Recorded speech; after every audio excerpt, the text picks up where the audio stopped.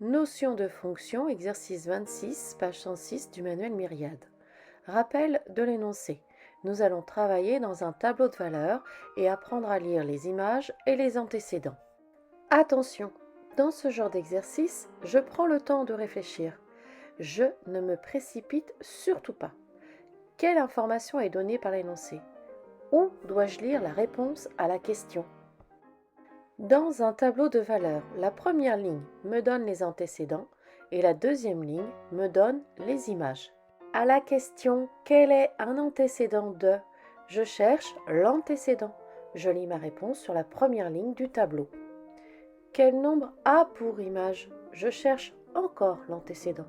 Deux phrases différentes pour la même réponse. Pour la première question, comme je cherche un antécédent, l'information du texte est une image, donc c'est sur la deuxième ligne. Je cherche moins 3,6 sur la deuxième ligne et je regarde son antécédent sur la première ligne. Je vérifie que moins 3,6 n'est pas encore présent sur la deuxième ligne, je n'ai qu'un seul antécédent donné par l'exercice pour moins 3,6. Un antécédent de moins 3,6 par la fonction h est 1. Maintenant, je cherche toujours un antécédent, mais cette fois-ci de moins 6. Donc je cherche moins 6 sur la deuxième ligne et je regarde le nombre qui lui correspond sur la première ligne. Ce sera son antécédent. Un antécédent de moins 6 par la fonction h est 3. Maintenant, je cherche l'image de moins 2. Ça veut dire que la réponse va être lue sur la deuxième ligne, puisque c'est l'image que je veux. Donc, je cherche moins 2 sur la première ligne. Je l'ai ici, entouré sur votre écran. Son image sera donc 0,5. Je fais ma phrase réponse. L'image de moins 2 par la fonction h est 0,5. Exercice 27, page 106. Rappel de l'énoncé. Cette fois-ci, on me donne l'expression de ma fonction et c'est à partir de cette information-là que je dois répondre aux questions d'antécédents. Je me rappelle du cours f de x égale 3x moins 1.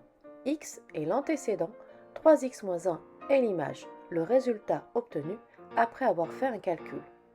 Donc, quand on me demande de trouver un antécédent de 2, cela veut dire que 2 est l'image. C'est le résultat obtenu en faisant le calcul 3x moins 1, avec une valeur précise de x que justement je cherche à connaître.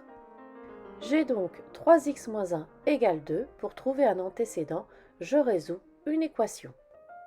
J'écris mon équation, 3x moins 1 égale 2. Je me débarrasse du moins 1 en faisant plus 1 dans chaque membre de mon équation. Donc je vais avoir 3x égale 2 plus 1. 3x égale 3. Et je me débarrasse du 3 devant le x qui fait une multiplication en faisant une division dans chaque membre de mon équation. Donc j'ai 3x sur 3 égale 3 sur 3. X est égal à 1.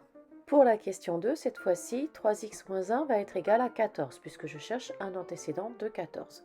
Ça me fait 3x égale 14 plus 1, 3x égale 15. Je divise par 3 chaque membre de mon équation, x est égal à 5. Grâce à ma résolution d'équation, je sais que 2 et 14 n'ont qu'un seul et unique antécédent.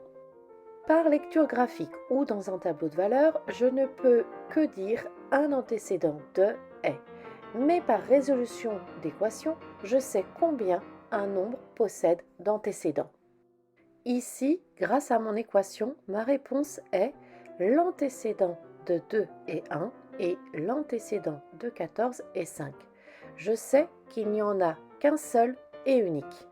Si j'avais travaillé dans un tableau de valeurs ou sur un graphe, j'aurais dit un antécédent de 2 est 1, un antécédent de 14 est 5.